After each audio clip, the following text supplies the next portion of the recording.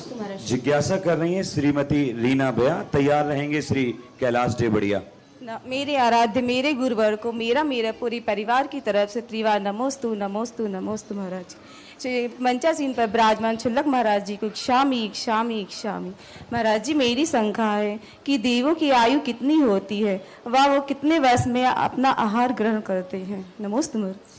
देवों की आयु 10,000 वर्ष से लेकर के 33 सागर के बीच तक होती है। इनके आहार का है 1 सागर वर्ष का जो होता है तो पक्ष या साल का है, आहार का पक्ष का है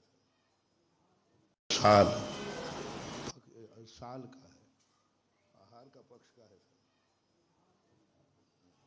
तो उतने साल में आहार की स्थिति, जितने सागर की उनकी उम्र होती है उतने एक साल में वह जाकर के आहार की क्रिया करते। पक्ष का श्वास का है। नमस्ते महाराज। जिज्ञासा के लिए तैयार रहेंगे श्री श्रीमान कैलाश जी डेवड़िया। परम पूज्य गुरुदेव, आज आपका तारादेही नगर में आगमन हुआ। पिछले 3 साल पहले जब आप तारादेही आए थे तो आपने इसी मंच से एक बात कही थी गुरुदेव कि तारादेही के मील के पत्थर भी झूठ बोला करते हैं और किसी साधु को ये मत इस प्रकार से मत बताना कि रास्ता कितना है। गुरुदेव, जब आपका विहार चल रहा था तो हमें ये समझ में आया कि गुरुदेव अब हमारे तारादेही नगर नहीं आएंगे, क्योंकि जबेरा से अवाना नोहटा होते हुए गुरुदेव निकल जाएंगे। लेकिन जैसे ही 1 घंटे में वो चमत्कार हुआ और वैष्णवक श्रेष्ठी लमेटा नगर के लिए मिला और पूज्य गुरुदेव का लमेटा नगर की ओर बिहार हुआ तो हमें थोड़ी सी आशा जाग गई कि गुरुदेव हमारे तारादेही नगर के लिए आएंगे। लेकिन उसके बाद भी आपने जिज्ञासा समाधान के एक दिन कहा कि गुरुदेव,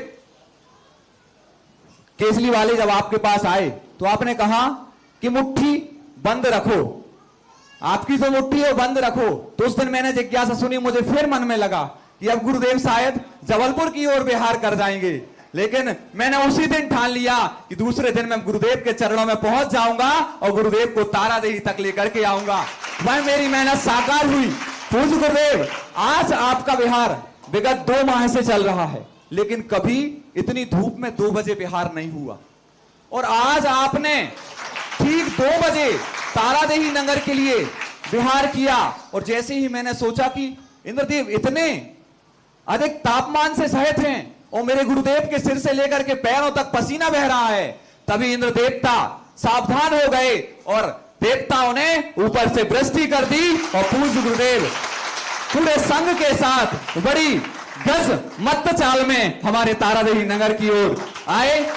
गुरुदेव, हमारी जिज्ञासा है कि हम तारादेही नगर वासी, आचार्य भगवान ने हमारे लिए इतना बड़ा शांतिधाम तारादेही परिसर बना दिया, अब इस शांतिधाम परिसर को हम तीर्थ क्षेत्र कैसे बनाएं? पूज्य गुरुदेव, हम सभी भक्तों की जिज्ञासा का समाधान करें। पहली बात तो अब तो तुम्हारा झूठ बोलने का सवाल ही नहीं, क्योंकि अब हमें तुम्हारी सुननी नहीं, हमें खुद पता चल गया ये मील के पत्थर जो हैं ये तारादेही तक नहीं है, तारादेही के तिगड्डा तक है। तो हम संघ वालों से पहले गए, हमने कहा 11 किलोमीटर लिखा है वहां से तारादेही, तो तारादेही मानना ये तिगड्डा मानना।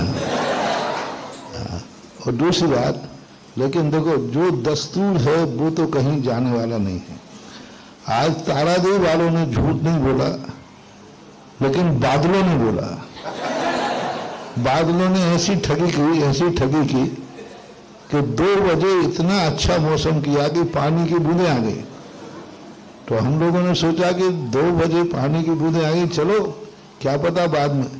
और जैसे हम लोग चले 2 किलोमीटर ही चले हैं और जम के धूप आ गई।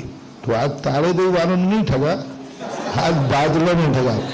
लेकिन बादल भी तुरंत घंटे भर बाद शर्मिंदा हुए कि हम किनको ठग रहे हैं, और फिर ऐसे बरसे कि 1 घंटे की गर्मी सारी खत्म कर दी।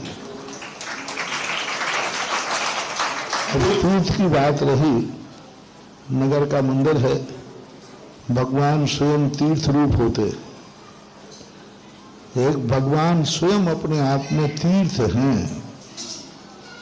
अब रही बात तीर्थ स्थल की, तीर्थ क्षेत्र की, तो तीर्थ क्षेत्र के लिए तो अब क्षेत्र होता है जो बड़ा विशाल होता है, सबके लिए होता है, तीर्थ यात्री आते हैं।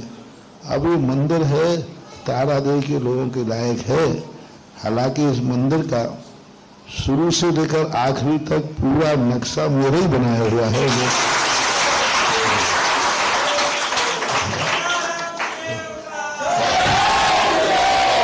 नक्शा देख के अभी राजस्थान के लोग थे तो नक्शा, मंदिर का नक्शा देखते ही पहचान जाते हैं कि महाराज का आशीर्वाद होगा।